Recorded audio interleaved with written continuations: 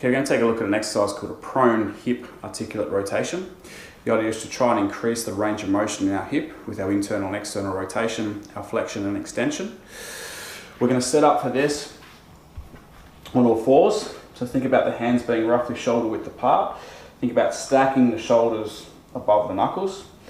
The knees are underneath the hips and they're also roughly shoulder width apart. Now as we go through this motion, we want to be trying to keep the hips as parallel to the floor as possible, and we're going to try not to twist the hips, okay? So depending on your range of motion, how high you're going to be able to lift the leg, but don't twist the hips to cheat the movement. We also want to make sure the elbows are locked. So I'm locking the elbows, and as I go through the movement, I'm not going to bend, okay? So in this position, the shoulders are protracted, pushing up.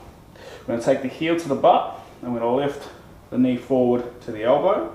And then from this position, I'm going to lift up to the side as high as I can, and then I'm going to try to internally rotate the hip.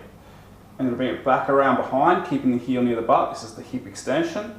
And then we're going to bring it back down into the front position. Now we're going to reverse the motion. So from here, we take the heel back to the butt. We're going to lift up and extend the hip. We're going to take the leg out to the side here. We're going to externally rotate the hip, bring it forward as far as we can with the knee, and then bring it down and then back to the starting position. So 1 repetition is the backward and forward circle. Do all the reps on one leg before you switch to the other side.